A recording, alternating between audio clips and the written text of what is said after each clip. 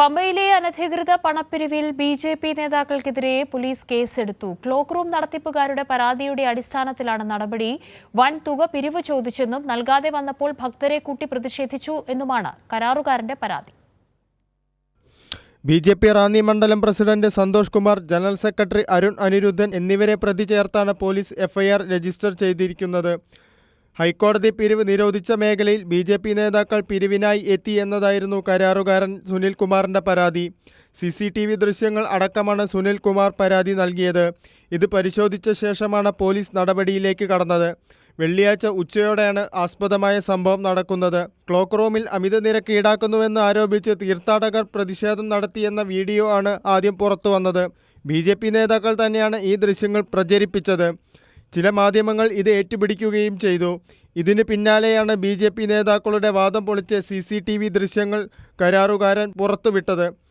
ദൃശ്യങ്ങളിൽ ബി.ജെ.പി. നേതാക്കൾ പിരിവ് ചോദിച്ചെത്തുന്നത് വ്യക്തമാണ്. ബി.ജെ.പി. നേതാക്കൾ വൻതുക പിരിവ് ചോദിച്ചു എന്നും ഇത് നിഷേധിച്ചപ്പോൾ ഭക്തരെ ഇളക്കിവിട്ട് പ്രതിഷേധിച്ചു എന്നുമാണ് കരാറുകാരന്റെ പരാതി.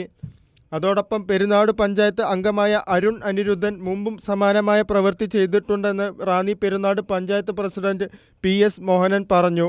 റാന്നി പെരുന്നാട് ഗ്രാമപഞ്ചായത്തിലെ മെമ്പർ അരുൺ അനിരുദ്ധനും മാമ്പാറ TS സാനുവും സന്തോഷും അടങ്ങുന്ന മൂവർ സംഘം റാന്നി താലൂക്കിൻ്റെ വിവിധ പ്രദേശങ്ങളിൽ കരാറുകാരെയും കച്ചവടക്കാരെയും മറ്റും ഭീഷണിപ്പെടുത്തി പണം പിരിക്കുന്നു എന്നുള്ള വ്യാപകമായ പരാതിയാണ് ഉയർന്നു വന്നിട്ടുള്ളത്. ഏറ്റവും ഒടുവിലത്തേതാണ് ഇന്നലെ പമ്പ ശബരിമല ശൗചാലയവുമായി ബന്ധപ്പെട്ട് പണപ്പിരിവ് നടത്തുന്നതിന് വേണ്ടി അവിടെ എത്തി ഭക്തരെ ഇളക്കിവിട്ട് പ്രശ്നങ്ങൾ സൃഷ്ടിച്ചത്. തെരഞ്ഞെടുപ്പിനു ശേഷവും ബി.ജെ.പി. നേതാക്കൾ വൻതുക പിരിക്കുന്നതിൽ ദുരൂഹതയുണ്ടെന്നാണ് ഡിവൈഎഫ്ഐയുടെ ആരോപണം. ഇക്കാര്യത്തിൽ സംസ്ഥാന നേതാക്കൾ മറുപടി പറയണമെന്ന് ഡിവൈഎഫ്ഐ നേതാക്കൾ ആവശ്യപ്പെട്ടു. കൈരളി ന്യൂസ്, പത്തനംതിട്ട.